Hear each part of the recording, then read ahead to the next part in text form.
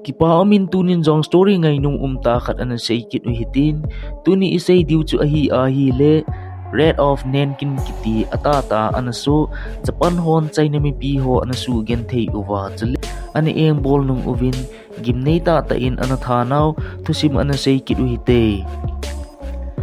ichi red of Nanking kiti hi red of Nanjing tin jong aki he na hi ichi thil so hi December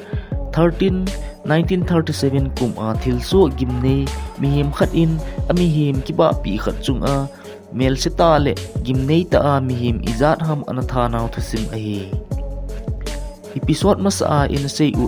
unit 731 to kibang chet ana hin angai lo lai hon episode mas pa yong chu anangai u hitin aji chu I he thim be thin divin anangai u hite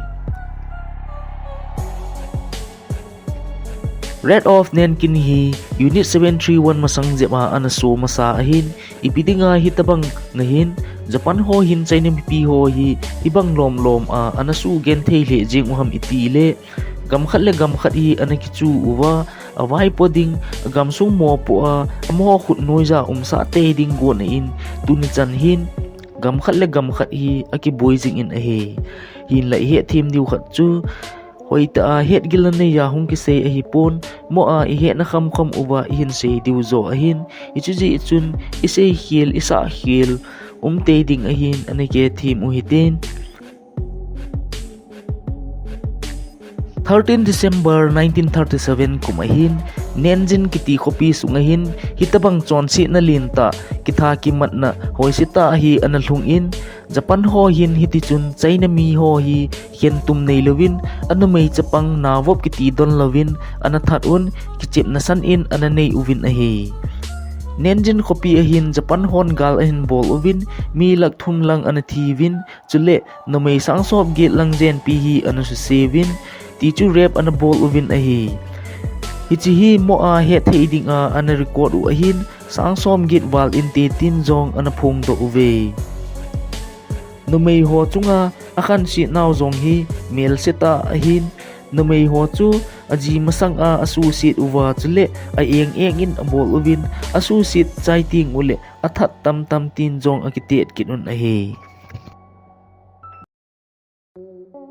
no may associate ho chu a hing san in anu may hi na ho a thla pe un chu zo ting le kg in atevin kg nga phazo a phamasa tin anakite sa kilun a hi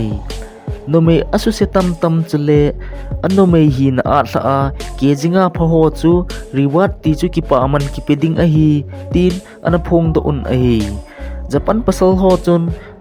Chinese no may ho chu ay eng bol nom lo chule asuse nom lo ho jong chun nam phu in ama nop lovin ana bol uvin kipa aman mu te ding deize in ama hon jong ana bol un a he ichi se jong chu a hi kit pon iti ham khana Japan ho chun China te chu chem sau ti chu chem jam a alol tan hla a ata sale alu achom a tan hla a mi zakhat asul hingding tin jong ana phong do kitun chule ajowa isei ma bang uvin reward ki pa man ki peding a hi mi zakhat lol tan hla ho chu tin ana sei kitun a hi hiti chun Japanese ho hin Chinese mi ho Nanjing kiti China kopi mun chom in hitabang chonsi na hi ana bol un a hi Japanese ho hin gal na sata in ahin bol uvin hiti chun Shanghai kopi chu 1937 kum chun ahin lolut pan ta ve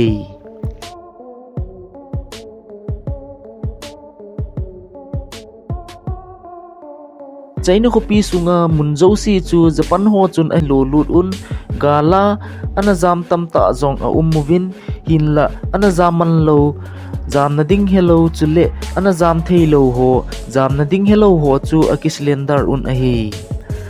pasal la no mei chu achum in ana koi un hiti chun mel seta in no mei ho chu rep ana bol un mi pi zapi la ho povin a bol uvin chapang khoya phalo izat ham jong chu lungsi na new khat cha jong lo hil in ana su gen thei zavin mel seta in ana that kit un a hi hitabang a chon si na mitha ho hi amho dinga chun e chi pha lai dinga hin nun nop ki chep gol si dan in an gel un kho sa na ima cha zong an nei povin a he mi kithat a chule athat tam ho kipa man kipi chule no mei su se tam anu mei hi na a hla a ke jinga a pha ho reward kipa man kipi ichi ho chon na hi wa noili si na thil su ho la a agim nei loi kha chu hi te ding a hitai Hichi rate of Nanking Unit 731 chule hitabang mitha hoi sita ta ho hi wanoili sit in atam hle jing in Hitler in zong Jews mi izat ham alak chule akrol in anthat un ahi Russia a sleep experiment anabo uzong chu hoi ha phalo micham tamta anathi in hitabang micham chung in gimnei ta a kitha nahi anasu jing in ahi Ichuho se ahi pon wanoili sit ichenaw ahin tilsu kidang ta ho an jingin hin latunin zong itabang kitha kimat na thu isei na wahin isei hil isa hil ngai dinga anlom lo zong tamta te ding ahin lungsi te in ki hethi mu hitin kitabang tilsu ho hi hen thusim ta anasu ho I he ding thine divin lungsi te in share like comment chule subscribe bolo lai hon ina bol su ke divin kahin team hi be tuni a dingin chanhin an chai u hitin I naw mun chin pathianin pi jing ta hen ki pa